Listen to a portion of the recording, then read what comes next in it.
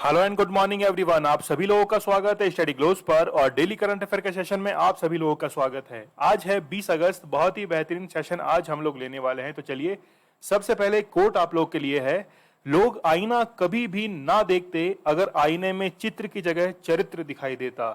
चरित्र जो है वो सामने आने पर इंसान डरता है क्योंकि उसे लगता है कि चरित्र कहीं ना कहीं उसकी समाज के अंदर छवि बिगाड़ सकता है। आईना कभी भी झूठ नहीं बोलता है, जो होता है वो सच्चाई आपको सामने दिखा देता है। तो समाज जो होता है, सोसाइटी, वो एक आईने की तरह होती है। जो आपकी हकीकत होती है वो आपको आपके सामने नजर वो करा देती है। तो इसीलिए यदि आपको अपने पद और प्रतिष्ठा को बढ़ाना है तो अपने लक्ष्य पर केंद्रित रहिए, और लक्ष्य को यदि आप लोगों ने उसको निशाना बना दिया, उसको भेद दिया लक्ष्य को, तो ये मान के चलिएगा कि समाज जो है फिर आपको दूसरा ही प्रतिबिंब, दूसरा ही रिफ्लेक्शन दिखाएगा। तो चलिए शुरू करते हैं। आप लोग मुझे इंस्टा पर फॉलो कर सकते हैं, जो भी क्वेरीज हो वो पूछ सकते हैं। इसके साथ में ही लेक्चर की पीडीएफ विद आंसर्स आप लोगों को टेलीग्राम चैनल के ऊपर अवेलेबल करवा दी जाती है, तो आप वहां पर जाकर इसे ज्वाइन कर सकते हैं। डेली आप लोगों के लिए क्विज जो है वो अवेलेबल रहता है, तो आप लोगों को क्विज को जरूर अटेम्प्ट करना है। तो चलिए शुरू करते हैं पहले क्वेश्चन के साथ में। सुडोकू के गॉड फादर कहे जाने वाले माकी काजी का निधन हो गया है। ये किस देश के थे? तो रिसेंटली जो है इनका निधन हुआ है, जापान से इनका संबंध था। और सुडोकू को तो आप लोग जानते ही होंगे, नंबर जो है उनको फिल किया जाता है 1 से लेकर 9 तक। तो नंबर जो है उनको फिल किया जाता है। एक नंबर जो है वो रॉ और कॉलम के अंदर रिपीट नहीं होना चाहिए। तो 69 एज के अंदर इनका निधन हुआ है और इन्होंने ये सुडोकू गेम जो है इसको इजाद किया था। जापान की यदि हम लोग बात करें तो इसकी कैपिटल है टोक्यो, और जापान 4 आइलैंड से मिलकर बना है। सबसे पहले होक्काइडो, फिर है होन्शु, शिकोको और क्यूशु। जापान की जो राजधानी है टोक्यो, वो होन्शु द्वीप पर स्थित है। ये आप लोग ध्यान रखना। रिसेंटली आपको पता होगा कि 6 अगस्त और 9 अगस्त को रिसेंटली नागासाकी दिवस मनाया गया था। तो 6 अगस्त 1945 को हिरोशिमा और 9 अगस्त 1945 को नागासाकी पर परमाणु बम जो है, एटॉमिक बम, वो अमेरिका के द्वारा हवाई आइलैंड से गिराए गए थे। और जो 6 अगस्त को गिराया गया था हिरोशिमा पर, उसको कहा गया था लिटिल बॉय, जबकि 9 अगस्त को जो गिराया गया था नागासाकी पर, उसको कहा गया था क्या? Fat boy. ये आप लोग जरूर याद रखना। इंडोनेशिया की यदि हम लोग बात करें तो इंडोनेशिया का सुमात्रा जो आइलैंड है वो विश्व का सर्वाधिक उपजाऊ फर्टिलाइज जो है वो आइलैंड है। ठीक है, तो इंडोनेशिया और मलेशिया के बीच में एक जल संधि, वाटर स्ट्रीट जो है वो पाई जाती है। आप लोग मुझे कमेंट सेक्शन में बताना कि वो वाटर स्ट्रीट कौन सी है। रिसेंटली आपको पता होगा कि अफगानिस्तान का नाम जो है वो चेंज कर कर एमाइरेट्स ऑफ अफगानिस्तान कर दिया गया है। यहां का फ्लैग जो है उसको भी चेंज कर दिया गया है। और यहां के राष्ट्रपति जो है वो कौन बन गया है? मुल्ला बरादर जो है वो बन गया है, जिसको 2018 के अंदर यूएसए के द्वारा रिलीज किया गया था। और उसके बाद में कई मीटिंग्स जो थी वो बरादर और यूएसए के फॉरेन मिनिस्टर के बीच में भी कंडक्ट करवाई गई थी। मलेशिया की यदि हम लोग बात करें तो कुआलालंपुर इसकी कैपिटल है, और यहां पर जो इंटरनेशनल बैडमिंटन फेडरेशन है उसका हेडक्वार्टर भी कुआलालंपुर के अंदर ही स्थित है। हम लोग एक आइलैंड की बात करते हैं जो कि एशिया का सबसे बड़ा आइलैंड है और पूरे वर्ल्ड का 3rd लार्जेस्ट आइलैंड है, जिसका नाम है बोर्नियो। बोर्नियो की यदि हम लोग बात करें तो बोर्नियो पर 3 देशों का अधिकार है। बोर्नियो पर 3 देशों का अधिकार है। एक है उसमें इंडोनेशिया, दूसरा है मलेशिया और तीसरा है ब्रुनई। तो ये 3 देश मिलकर जो है वो बोर्नियो को क्या करते हैं? एडमिनिस्ट्रेटिव करते हैं। यहां हम लोग देख ही चुके हैं सुडोकू के बारे में। कुछ इंटरनेशनल जो इंडेक्स है उनके बारे में हम लोग जानते हैं। जैसे भारत की रैंक जो है वो वर्ल्ड साइबर सिक्योरिटी इंडेक्स के अंदर भारत की रैंक क्या है? 10th रैंक है। ये आप लोग जरूर याद रखना। और टॉप किया है अमेरिका ने टोटल 194 कंट्रीज के अंदर। सतत विकास लक्ष्य मतलब सस्टेनेबल डेवलपमेंट गोल जो है उसके लिए भारत की जो रैंक है वो 120 है। और इस बार 2021 के एग्जाम के लिए ये इंडेक्स काफी ज्यादा इंपॉर्टेंट है। फिर हम लोग बात करें कॉम्पिटिटिवनेस इंडेक्स की, इसमें भारत की रैंक है 43। फिर है वर्ल्ड पीसनेस जो इंडेक्स है, इसकी यदि हम लोग बात करें तो 135वीं रैंक जो है वो भारत की है। फिर हम लोग बात करें, यहां पर आप लोग देखिए ग्लोबल स्किल रिपोर्ट जो है इसमें भारत की रैंक कौन सी है, 67th है। और टॉप किया है किसने, स्विट्जरलैंड ने इसके अंदर टॉप किया है। तो यहां पर रैंक जो है इंडेक्स के अंदर वो काफी इंपॉर्टेंट मानी जाती है हर एग्जाम के पॉइंट ऑफ व्यू से। चलिए, विश्व का दूसरा सबसे बड़ा नवीनीकृत जीन बैंक जो है, जीन बैंक, इसको कहां पर स्थापित किया गया है, दिल्ली के अंदर इसको स्थापित किया गया है। देखिए, किसी भी जीव को यदि सुरक्षित रखना है तो उसके जेनेटिक मटेरियल को सुरक्षित रखा जाता है। या हम लोग कहें कि आप लोगों ने देखा होगा कि जेनेटिकली मॉडिफाइड जो क्रॉप्स होती हैं उनके अंदर भी जीन जो है इनको ट्रांसप्लांट जो है, ट्रांसप्लांट वो किया जाता है। जैसे काला चावल होता है, ब्लैक राइस है, ब्लैक जो है वो व्हीट है। तो ऐसे कई जेनेटिक मॉडिफाइड जो किस्में हैं वो इजाद की जाती हैं। इसके साथ में ही आप लोग को पता होगा कि जैसे हम लोग बात करें बैंगन की, ब्रिंजल की हम लोग बात करें, बीटी कॉटन की यदि हम लोग बात करें, तो ये क्या है, बीटी कॉटन, ये जेनेटिकली मॉडिफाइड क्या है, एक क्रॉप है। तो बीटी की फुल फॉर्म यहाँ पे क्या है, बैसिलस थीरोजेनेसिस। और बैसिलस थीरोजेनेसिस एक बैक्टीरिया होता है जो कि सॉइल के अंदर पाया जाता है। तो रिसेंटली दिल्ली के अंदर ये बैंक जो है, जीन बैंक, इसको खोला गया है। देखिए, सेल जो होती है, कोशिका, कोशिका के बीच में होता है केंद्रक। केंद्रक के अंदर एक धागे नुमा संरचना पाई जाती है जिसको कहा जाता है क्रोमेटिन। क्रोमेटिन जो है ये इसको कहा जाता है। और दो क्रोमेटिन जब आपस में लिपट जाते हैं तो इनको कहा जाता है क्रोमोसोम्स। और इन्हीं क्रोमोसोम्स के अंदर क्या होता है, DNA, deoxy ribose nucleic acid जो है वो स्थित होता है। याद रहेगा आपको, लद्दाख जो है इसकी टेरिटरी के अंदर आता है सियाचिन ग्लेशियर। और पूरे विश्व का सबसे ऊंचा जो वॉर युद्ध स्थल है वो लद्दाख के अंदर स्थित है। और भारत का सबसे ऊंचा पठार भी कौन सा है, लद्दाख प्लेटू जो है वो भारत का सबसे ऊंचा पठार है। तो आप लोग इसके बारे में जरूर याद रखना। यहां पर हम लोग देख सकते हैं कि पूसा कैंपस जो है दिल्ली के अंदर, वहां पर रिसेंटली जो है ये इनॉग्रेट इसको किया गया है। एग्रीकल्चर मिनिस्टर है कौन, नरेंद्र तोमर के द्वारा। और ये विश्व का दूसरा सबसे बड़ा क्या है, जीन बैंक जो है, इसकी स्थापना की गई है। अब जितनी भी जेनेटिकल मॉडिफाइड किस्में हैं, या हम लोग कहें कि बायो फर्टिलाइज जो क्रॉप है, इनके जो इम्बैलेंस है, इस इम्बैलेंस को मेंटेन रखने के लिए ही ये जीन बैंक जो है इसकी स्थापना की गई है। यहां हम लोग समझ चुके हैं कि सेल के अंदर जो न्यूक्लियस होता है वहां पर क्रोमेटिन एक धागेनुमा संरचना होती है। जब ये दोनों आपस में मिल जाते हैं तो फिर ये कहलाते हैं क्या, क्रोमोसोम्स ये कहलाते हैं। ठीक है, तो आप लोग समझ चुके होंगे कि डीएनए जो है ये कैसे बनता है। डीएनए दो जो यहां पर आप लोग देख रहे हैं हेलिकल, ये जो संरचना देख रहे हैं स्ट्रक्चर, इनके बीच में केमिकल बॉन्डिंग होती है। अच्छा, मुझे आप लोग ये जरूर बताना कि आरएनए और डीएनए दोनों के बीच में एक केमिकल कंपोजिशन का डिफरेंस होता है। उस केमिकल का नाम क्या है वो मुझे आप लोग जरूर बताइएगा। हम लोग एक योजना को कवर कर लेते हैं, प्रधानमंत्री किसान मान धन योजना। इसकी शुभारंभ की गई थी 12 सितंबर 2019 को झारखंड की कैपिटल रांची से। और यहां पर 60 वर्ष से अधिक उम्र के जो व्यक्ति हैं उनको 3,000 रुपए प्रति माह जो है वो पेंशन दी जाती है। मान धन मतलब मान को बनाए रखने के लिए धन, मतलब उसको पेंशन कहा जाता है। और 18 से 40 वर्ष के जो किसान हैं उनको 2 हेक्टेयर तक ही जमीन जो है उनको क्या दी जाती है, उनको ये पेंशन दी जाती है। ठीक है, तो काफी इंपॉर्टेंट ये योजना है, आप लोग जरूर याद रखना। भारतीय महिला राष्ट्रीय फुटबॉल टीम के नए कोच जो है वो थॉमस डायन बने हैं। रिसेंटली आपको पता होगा कि क्रिकेट टीम के जो महिला क्रिकेट टीम है इसके जो कोच हैं वो कौन बने थे, रमेश पवार जो है वो बने थे। और उसके बाद में श्रीलंका वो क्रिकेट टीम खेलने के लिए गई थी। ठीक उसी तरह से फुटबॉल टीम जो है इसकी कोच कौन बने हैं, थॉमस डायन बने हैं। और इनका संबंध कहां से है, स्वीडन से है। ठीक है, इनका संबंध कहां से है, स्वीडन से है। चलिए, यहां पे हम लोग देख सकते हैं कि दिल्ली के नए कमिश्नर जो हैं वो राकेश अस्थाना बने हैं। इसके साथ में ये भारत बिल पेमेंट सिस्टम के सीईओ जो हैं वो नुपुर चतुर्वेदी बनी हैं।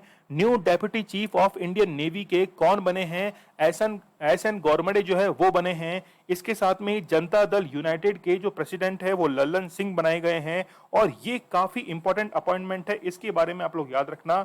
CGA controller general of account जो है वो बनाए गए हैं दीपक दास। ये काफी इंपॉर्टेंट अपॉइंटमेंट है, आप लोग इसको जरूर देख के जाना एग्जाम से पहले। एक और योजना हम लोग देख लेते हैं, प्रधानमंत्री मत्स्य संपदा योजना। इसको शुरू किया गया था 10 सितंबर 2020 को। ठीक है, 10 सितंबर 2020 को इसे शुरू किया गया था प्रधानमंत्री नरेंद्र मोदी जी के द्वारा। और यह योजना भारत में मत्स्य पालन के सस्टेनेबल डेवलपमेंट पर केंद्रित है। इसे 2020-21 और 2025 के बीच लागू किया जाएगा। ठीक है।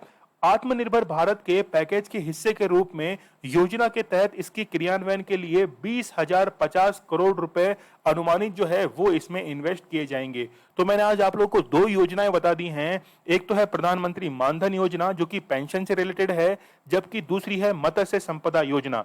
देखिए पूरे वर्ल्ड के अंदर सबसे ज्यादा मछली उत्पादन के अंदर, फिश प्रोडक्शन के अंदर जापान जो है वो अभी फर्स्ट पोजीशन पर है। ऐसा क्यों है? क्योंकि वहां पर दो ओशन करंट जो है, वार्म करंट और कोल्ड करंट, दोनों आपस के अंदर क्या करती है, मैच करती है। एक का नाम है क्यूरोशिवो और एक का नाम है ओरोशिवो। दोनों जो है वो मैच करती है, मतलब गर्म और ठंडी जो है वो ओशन करंट जहां पर मैच करती है वहां पर मछली उत्पादन अधिक होता है। चलिए, एक बुक है जिसका नाम है dream of revolution, a biography Jayaprakash Narayan. ये बुक जो है वो विमल प्रसाद और सुजाता प्रसाद के द्वारा इसको लिखा गया है। देखिए जयप्रकाश नारायण के बारे में या फिर जेपी नारायण के बारे में आप लोग जानते ही होंगे। जब इमरजेंसी लगी थी तो लालू प्रसाद यादव, जेपी नारायण, ऐसे कई नेताओं को जेल के अंदर बंद कर दिया गया था। लेकिन जेपी नारायण ने पूरे देशव्यापी एक आंदोलन का पूरी घोषणा की थी। किसके खिलाफ? इंदिरा गांधी के खिलाफ ये घोषणा की थी और उन्हीं के लिए ये बुक जो है ड्रीम ऑफ रिवोल्यूशन उनको समर्पित है। तो यहां हम लोग देख सकते हैं कि पब्लिशर जो है वो कौन है? पेंगुइन, काफी फेमस पब्लिशर है और इसको पब्लिश किया जाएगा 23 अगस्त को। ठीक है, तो ये मानकर चलिएगा कि बहुत इंपॉर्टेंट ये बुक रहने वाली है। यहां हम लोग देख सकते हैं कि ऑथर है विमल प्रसाद और सुजाता प्रसाद जो है वो इसकी ऑथर है। देखिए यहां पर हम लोगों को एक चीज समझने की जरूरत है जेपी नारायण के बारे में, कि जेपी नारायण जो थे वो पहले इंदिरा गांधी की विचारधाराओं से ताल्लुक रखते थे, उनसे सहमत भी थे, लेकिन धीरे धीरे उनकी नीतियों से, उनकी पॉलिसीज और यहां तक कि हम लोग बात करें कि उनके जो बेटे थे संजय गांधी, इनसे भी ये काफी नाराज थे और इन्हीं के चलते ये जो देशव्यापी आंदोलन है ये इन्होंने छेड़ दिया था। यहां हम लोग कुछ इंपॉर्टेंट अपॉइंटमेंट देख लेते हैं। जैसे पिनाकी चंद्र घोष जो हैं वो भारत के पहले लोकपाल बने थे। नृत्य गोपाल दास अध्यक्ष हैं। श्री राम जन्मभूमि क्षेत्र जो ट्रस्ट है इसके अध्यक्ष कौन है? नृत्य गोपाल दास हैं। टी.एस. त्रिमूर्ति जो हैं वो संयुक्त राष्ट्र में भारत के परमानेंट प्रतिनिधि हैं। विशाल वी शर्मा यूनेस्को में भारत के स्थायी प्रतिनिधि हैं। नीतू डेविड अध्यक्ष हैं कौन? भारतीय महिला क्रिकेट टीम चयन समिति की। चेतन शर्मा अध्यक्ष हैं बीसीसीआई चयन समिति के, जबकि बीसीसीआई के अध्यक्ष कौन है? सौरव गांगुली है। सोमा मंडल बहुत इंपॉर्टेंट है, पहली महिला चेयरपर्सन है। कहां की? सेल की है। चंडी प्रसाद मोहंती जो है वो 42वें उप सेना प्रमुख बनाए गए हैं। चलिए आगे देख लेते हैं हम लोग। हाल ही में अमेरिकी कांग्रेस का स्वर्ण पदक किसे दिए जाने की घोषणा की है। देखिए ये जो गोल्ड मेडल है ये अमेरिका का सर्वोच्च नागरिक पुरस्कार है और महात्मा गांधी को अब ये पुरस्कार दिया गया है। तो अब देने से क्या फायदा है जब चिड़िया चुग गई खेत, लेकिन फिर भी चलो हम लोग एक्सेप्ट कर लेते हैं। तो महात्मा गांधी जी को ये पुरस्कार जो है वो दिया गया है। तो यहाँ पे हम लोग देख सकते हैं कि अमेरिकी जो सांसद हैं, अमेरिकी सांसद ने महात्मा गांधी जी को शांति और अहिंसा के बढ़ावे के लिए ये जो पुरस्कार है इसको देने का प्रस्ताव पारित करवाया है। और ये कांग्रेशनल गोल्ड मेडल जो है ये संयुक्त राष्ट्र का सर्वोच्च नागरिक पुरस्कार है। ठीक है, तो Gandhi ji will be the first Indian to receive the congressional gold medal. तो गांधी जो हैं वो इसमें पहले व्यक्ति हैं। इनके साथ में ही George Washington, Nelson Mandela, Martin Luther King जो हैं इनको भी ये पुरस्कार दिया जा चुका है। मदर टेरेसा हैं, रोजा पार्क्स हैं, इनको भी ये पुरस्कार दिया जा चुका है। हम लोग ये देख लेते हैं कि प्रधानमंत्री को सन 2016 से लेकर 20 तक कौन कौन से पुरस्कार दिए गए हैं। ऑर्डर ऑफ अब्दुल अजीज अल सौद पुरस्कार जो है वो सऊदी अरब के द्वारा दिया गया था। अमीर अम्मानुल्लाह खान पुरस्कार जो है वो अफगानिस्तान के द्वारा दिया गया था। सियोल शांति पुरस्कार दक्षिण कोरिया के द्वारा दिया गया था। ग्रीन कॉलर पुरस्कार जो है वो फिलिस्तीन के द्वारा दिया गया था। ठीक है, इसके साथ में ही Champions of the Earth award 2018 United Nations के द्वारा ये दिया गया था और एग्जाम के अंदर भी काफी फ्रिक्वेंटली इस क्वेश्चन को पूछा भी गया था। ग्लोबल गोलकीपर अवार्ड जो है वो Bill and Melinda Gates Foundation को दिया गया था। The King Hamad Order of the Renaissance 2019 का पुरस्कार ये किसके द्वारा दिया गया था? बहरीन के द्वारा प्रधानमंत्री जी को दिया गया था। ठीक है, ऑर्डर ऑफ जायद सम्मान जो है वो यूएई के द्वारा दिया गया था। इसके साथ में आप लोग देखिए फिलिप कोटलर अवार्ड जो है वो प्रधानमंत्री जी को क्लोग स्कूल ऑफ मैनेजमेंट के द्वारा ये दिया गया था। इसके साथ में ही रूल ऑफ निशान इज्जुद्दीन अवार्ड जो है मालदीव के द्वारा, फिर लीजन ऑफ मेरिट अवार्ड। तो इसमें देखिए इंपॉर्टेंट आपको एक तो ये वाला champions of the Earth award, इसके साथ में ही सियोल शांति पुरस्कार, फिर इसके साथ में ही ग्लोबल गोलकीपर्स अवार्ड जो है वो Bill and Melinda Gates foundation के द्वारा दिया गया था। और फिर ये 3 अवार्ड जो हैं ये आप लोगों को याद रखने हैं। हाल ही में मीराबाई चानू को किस कंपनी का ब्रांड एम्बेसडर जो है वो बनाया गया है? रिसेंटली आपको पता होगा कि एमवे इंडिया जो है इनका एक प्रोडक्ट है न्यूट्रलाइट। तो न्यूट्रलाइट प्रोडक्ट के जो ब्रांड एम्बेसडर बनाए गए हैं वो कौन है? मीराबाई चानू हैं। इन्होंने सिल्वर मेडल जो है वो जीता था किसके अंदर? वेट लिफ्टिंग के अंदर। वेट लिफ्टिंग में इन्होंने कर्णम मल्लेश्वरी के बाद में इन्होंने अब जो है वो सिल्वर मेडल यहां पे जीता है, जबकि कर्णम मल्लेश्वरी ने क्या जीता था? ब्रोंज मेडल इनके द्वारा जीता गया था। तो 49 केजी इनकी कैटेगरी है। 2020 के अंदर इन्होंने सिल्वर मेडल को जीता है। ठीक है, अब देखिए यहां पर रिसेंटली डायरेक्ट सेलिंग यानी कि FMCG fast moving consumer goods जो हैं इसकी फर्म है एमवे इंडिया, इनके द्वारा इनको ब्रांड एम्बेसडर अपॉइंट किया गया है। कुछ अपॉइंटमेंट्स देख लेते हैं हम लोग महिलाओं की, जिसमें पहली है Ursula von der Leyen. European जो आयोग है, कमीशन है, इसकी पहली महिला अध्यक्ष बनी है। अंशुला कांत बहुत इंपॉर्टेंट है, वर्ल्ड बैंक की चीफ फाइनेंस ऑफिसर हैं। GS लक्ष्मी, ये भी कई बार एग्जाम में आ चुका है, ICC के अंदर अंतरराष्ट्रीय पैनल में शामिल होने वाली पहली वुमेन है। प्रीति पटेल ब्रिटेन की गृह सचिव हैं, जबकि गृह मंत्री कौन है? ऋषि सुनाक जो हैं वो वहां की गृह मंत्री हैं। पूजा देवी जो है वो जम्मू कश्मीर की पहली महिला बस चालक हैं। तो ये वुमेन्स की अपॉइंटमेंट आप लोग जरूर याद रखना। Mumbai academy of moving image मतलब मामी, तो मामी जो है ये वाली वो वाली मामी नहीं है, ये एक क्या है? संस्था है। तो फिल्म फेस्टिवल की नई अध्यक्ष जो है वो कौन बनी है? प्रियंका चोपड़ा को बनाया गया है, और इससे पहले दीपिका पादुकोण इस पद पर थी। देखिए फिल्म फेस्टिवल जब भी आयोजित किए जाते हैं तो उसके लिए क्या प्रोग्राम जो है उसको प्लान किया जाए, इसके लिए एक समिति जो है वो काम करती है। तो यहां हम लोग देख सकते हैं कि इस बोर्ड के अंदर और भी कई मेंबर जो हैं वो शामिल हैं, जैसे नीता अंबानी हैं, अनुपमा चोपड़ा है, अजय बिजली है और फरहान अख्तर है। कई सारे जो हैं हस्तियां इसके अंदर शामिल हैं, लेकिन इसका जो हेड है वो बनाया गया है किसको? प्रियंका चोपड़ा को बनाया गया है। और भी हम लोग कई महिलाओं की यहाँ पर देख सकते हैं। मोहना सिंह जित्रावाल जो है वो हॉक एडवांस जेट मिशन को अंजाम दे सकने वाली पहली महिला पायलट जो है वो बनी है। चंद्रानी मुर्मू, आपको पता होगा कि झारखंड से सबसे युवा सांसद रिसेंटली अपॉइंट हुई थी 2019 के अंदर। चंद्रिमा साहा भारतीय राष्ट्रीय विज्ञान अकादमी की पहली महिला अध्यक्ष। गौरी सावंत देश की पहली ट्रांसजेंडर चुनाव राजदूत जो हैं वो बनाई गई हैं। शालिजा धामी भारत की पहली महिला फ्लाइट कमांडर हैं। शिवांगी सिंह भारत की पहली महिला फाइटर पायलट हैं। मिंटी अग्रवाल युद्ध सेवा मेडल पाने वाली पहली महिला। तो आप लोग याद रखना, मिंटी अग्रवाल सेना मेडल पाने वाली पहली महिला हैं। शिवांगी सिंह, तो वुमेन्स के अपॉइंटमेंट जो है वो काफी हद तक पूछे जाते हैं, इसलिए आप लोग जरूर याद रखना। किस राज्य सरकार ने राजीव गांधी ग्रामीण भूमिहीन मजदूर न्याय योजना शुरू की है? तो रिसेंटली छत्तीसगढ़ के द्वारा शुरू की गई है, और इसमें 6,000 रुपए जो है वो प्रति वर्ष प्रदान किए जाएंगे जिनके पास में भूमि नहीं है, लैंडलेस वो मजदूर हैं और किसी दूसरे के खेत में वो काम करते हैं। तो यहां पर राजीव गांधी ग्रामीण भूमिहीन मजदूर न्याय योजना जो है वो छत्तीसगढ़ सरकार के द्वारा शुरू की गई है। इसको फाउंड किया गया था छत्तीसगढ़ को 1 नवंबर सन 2000 को, और ये भारत का 26वां राज्य बना था मध्य प्रदेश से अलग होकर। गवर्नर है यहाँ के अनुसुईया उके, चीफ मिनिस्टर है भूपेश बघेल, और यहां आप लोग देख सकते हैं कि 6,000 रुपए जो है 6,000 12 लाख लैंडलेस लेबर जो है उनको प्रोवाइड किए जाएंगे। छत्तीसगढ़ के बारे में यदि हम लोग देखें तो इंदिरा वन मितान योजना जो है वो छत्तीसगढ़ की है। पौनी पसारी योजना ये भी छत्तीसगढ़ की है। गार्बेज कैफे योजना बहुत इंपॉर्टेंट है, और शायद NTPC के एग्जाम में इसे पूछा भी गया था। राजीव गांधी किसान न्याय योजना और गोधन न्याय योजना ये सभी कहां की हैं? छत्तीसगढ़ की योजनाएं हैं।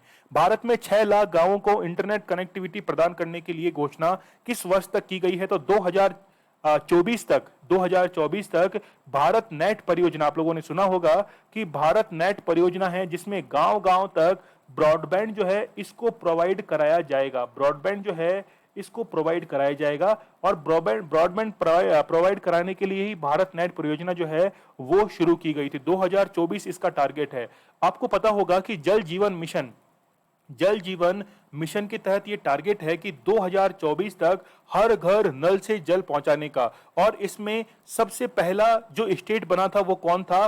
वो इसमें गोवा बना था। ठीक है, अब तक 4 ऐसे यूनियन टेरिटरी और स्टेट जो है वो बन चुके हैं जिन्होंने हर घर नल से जल जो है वो पहुंचा दिया है। तो यहां पे हम लोग देख सकते हैं कि एम है 6 लाख जो विलेजर्स हैं इनको ऑप्टिकल फाइबर की मदद से ब्रॉडबैंड जो है वो गांवों के अंदर प्रोवाइड कराया जाएगा और 1000 दिनों का ये टारगेट रखा गया है। ये जो है पूरा का पूरा भारत नेट प्रोजेक्ट के तहत इसको लॉन्च किया गया है। और इसकी फेज कौन सी है? ये है फेज सेकंड। तो काफी इंपॉर्टेंट है, ये आप लोग जरूर याद रखना।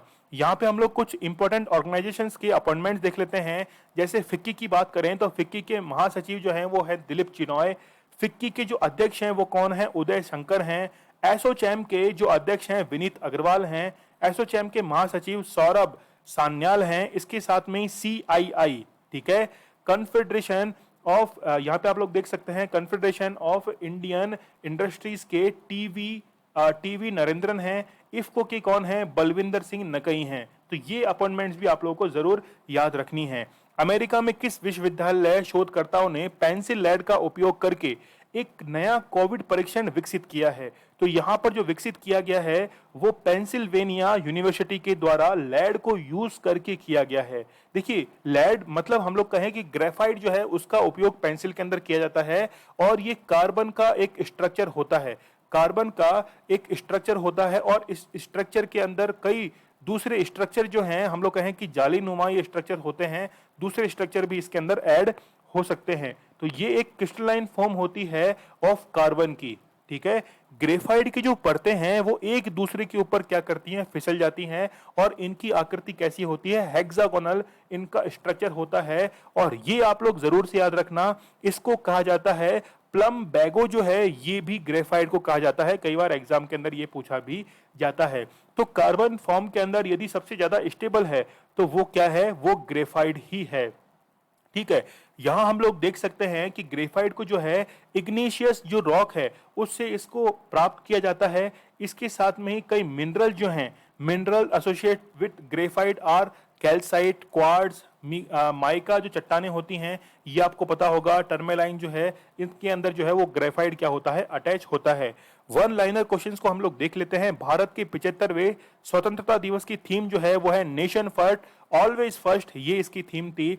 टोक्यो ओलंपिक 2020 में कांस्य पदक विजेता लवलीना को किस राज्य का डीएसपी नियुक्त किया गया है? तो असम का जो है वो इनको डीएसपी नियुक्त किया गया है। किस राज्य के मेजर ध्यानचंद नेशनल स्टेडियम में fit India freedom run launch किया गया है? वो है दिल्ली के अंदर। विश्व कप विजेता अंडर 19 भारतीय कप्तान कौन थे जिन्होंने संन्यास लेने की घोषणा की है? तो उन्मुख चंद ने यहां पर संन्यास लेने की घोषणा की। एक बुक है द ग्रेट हिंदू सिविलाइजेशन, ये बुक जो है वो पवन कुमार वर्मा के द्वारा लिखी गई है। रिसेंटली आपको पता होगा कि चंद्रयान 2 जो है इसके ऑर्बिटर ने चंद्रमा की सतह पर किसकी खोज की है? पानी की खोज की है। EFIR पंजीकरण जो है वो किसके द्वारा शुरू किया गया है? मध्य प्रदेश के द्वारा शुरू किया गया है। रॉयल एनफील्ड कंपनी के CEO पद से इस्तीफा दे दिया है विनोद के दसारी ने। यहां पर आप लोग देखिए TPREL ने भारत के किस राज्य में 100 मेगावाट की सौर ऊर्जा परियोजना की शुरुआत की है? तो वो गुजरात के अंदर इसको शुरू किया जाएगा। किसने कृषि मंत्रालय की 6ठी SCO बैठक की अध्यक्षता की है? तो नरेंद्र सिंह तोमर जो हैं इनके द्वारा ये अध्यक्षता की गई है। आपको ये भी पता होगा कि प्रूफ नामक एक मोबाइल एप्लीकेशन जो है वो जम्मू कश्मीर के द्वारा लॉन्च किया गया है। न्यूज ब्रॉडकास्ट एसोसिएशन जो है इसका नाम बदलकर क्या कर दिया गया है? News broadcast association and digital association, इसका नाम कर दिया गया है NBDA। भारतीय नौसेना में किस देश में सी कैट अभ्यास में हिस्सा लिया है? तो सिंगापुर ने जो है सिंगापुर ने इसमें हिस्सा लिया है। और भारत और अमेरिका इसके साथ में ही 20 अदर कंट्री जो हैं वो इसमें पार्टिसिपेट करेंगी। चलिए मई के हम लोग करंट अफेयर को रिवाइज कर लेते हैं। यूनेस्को ने भारत के कितने स्थानों को विश्व विरासत सूची में शामिल किया है? तो वो कितने हैं? 6 हैं। तो 6 के मैंने नाम यहाँ पे बता दिए, आप लोग जरूर देखना। विधान परिषद जो है इसको गठन को मंजूरी दी गई है वेस्ट बंगाल में। सिप्ला के द्वारा कौन सा कोविड-19 परीक्षण किट लॉन्च किया गया था? तो वीरा जैन जो है है इसको लॉन्च किया गया था। 2030 तक महिलाओं में होने वाली 35% मौतों का कारण हृदय रोग मतलब हार्ट अटैक जो है वो होगा। ये किसने कहा है? ब्लूमबर्ग के द्वारा कहा गया है। हाल ही में यूएस स्पेस फोर्स के द्वारा कौन सा सैटेलाइट लॉन्च किया गया? तो सिब्रिस जियो 5 जो है इसको लॉन्च किया गया था। विंटर ओलंपिक 2022 का आयोजन कहां किया जा रहा है? तो चाइना के बीजिंग के अंदर इसका आयोजन किया जाएगा। इसके साथ में ही which state has recently declared black fungus to be epidemic? तो राजस्थान गवर्नमेंट के द्वारा ब्लैक फंगस को एपिडेमिक अनाउंस किया गया था। हाल ही में कोविड से संबंधित दान पर भुगतान किए गए जीएसटी जो डोनेशन है, ठीक है, जीएसटी डोनेशन को रीइंबर्स करने वाला राज्य कौन सा है? तो वो कौन सा है? हरियाणा है। हाल ही में बैंक ऑफ इंडिया के बोर्ड में नामित निदेशक के रूप में किसे नियुक्त किया गया है? तो वंदिता कौल जो है इनको क्या किया गया है? अपॉइंट किया गया है। हाल ही में किसी पाकिस्तान के नए राष्ट्रीय सुरक्षा सलाहकार के रूप में नियुक्त किया गया है? तो मोईद यूसुफ जो हैं इनको अपॉइंट किया गया है। 19 अगस्त के हम लोग करंट अफेयर को रिवाइज कर लेते हैं। मोइनुद्दीन यासीन ने प्रधानमंत्री पद से इस्तीफा दे दिया है। ये कहां के थे? मलेशिया के थे। किस यूनियन टेरिटरी ने 16 अगस्त को डी-जॉर दिवस मनाया है? तो वो है पौंडीचेरी। प्रधानमंत्री नरेंद्र मोदी ने कितने लाख करोड़ रुपए की प्रधानमंत्री गति शक्ति पहल को घोषित किया है? तो वो है 100 लाख करोड़। विकलांग व्यक्ति को कहां पर पहुंचने के लिए ऑपरेशन ब्लू फ्रीडम? तो यह है सियाचिन ग्लेशियर पर पहुंचने के लिए। काकतीय विश्वविद्यालय के उस विद्वान का नाम बताइए जिसे प्रतिष्ठित राष्ट्रीय पुरस्कार से सम्मानित किया गया है? तो वो कौन है? मोहम्मद आजम हैं। भारत के 69th शतरंज ग्रैंडमास्टर जो हैं वो कौन बने हैं? हर्षित राजा बने हैं। भारत ने किस वर्ष तक ऊर्जा स्वतंत्र एनर्जी इंडिपेंडेंट की घोषणा की है? तो वो है 2047। प्रधानमंत्री के द्वारा नई वंदे भारत जो है ट्रेनें वो चलाई जाएंगी 75। किस राज्य सरकार ने 3.5 करोड़ स्मार्ट हेल्थ कार्ड योजना जो है इसकी घोषणा की है? तो वो है उड़ीसा। राष्ट्रीय स्वास्थ्य सेवा अभियान ये जो है वो किसकी है? उत्तर प्रदेश की ये सरकार है, जहां पर वॉलेंटियर जो है इनको क्या किया जाएगा? ट्रेंड किया जाएगा और डोर टू डोर जो है कोविड अवेयरनेस के लिए भी भेजा जाएगा। ये हमारा स्टेट ग्लोस क्वेश्चन था। महाराष्ट्र के नए लोकायुक्त कौन नियुक्त किए गए हैं? तो रिसेंटली जो है वीएम कनाडे इनको अपॉइंट किया गया है। ये आज आप लोगों के लिए स्टेट ग्लोस क्वेश्चन है कि निम्नलिखित में से कौन हाल ही में म्यांमार के प्रधानमंत्री बने हैं? तो इस क्वेश्चन का आंसर मुझे कमेंट सेक्शन में जरूर दीजिएगा। और इसके साथ में ये भी बताइएगा कि म्यांमार के अंदर सैनिक शासन जो था वो किस तारीख को लगा था? कौन सी डेट को लगा था? चलिए आप लोग मुझे इंस्टा पर फॉलो कर सकते हैं और इसके साथ में ही लेक्चर की पीडीएफ विद आंसर्स आप लोगों को टेलीग्राम चैनल के ऊपर अवेलेबल करवा दी जाती है। और जो भी क्वेश्चंस हम लोग कवर करते हैं उसका क्विज अवेलेबल रहता है टेलीग्राम चैनल के ऊपर, तो वहां जाकर आप लोगों को इसे जरूर अटेम्प्ट करना है। स्टडी ग्लोज आप लोगों के लिए बहुत ही बेहतरीन कंटेंट लेके आता है। नॉलेज इज पावर ये हमारी टैगलाइन है। तो चलिए कल मिलते हैं हम लोग बहुत ही बेहतरीन करंट अफेयर के साथ। तब तक के लिए धन्यवाद। Thank you.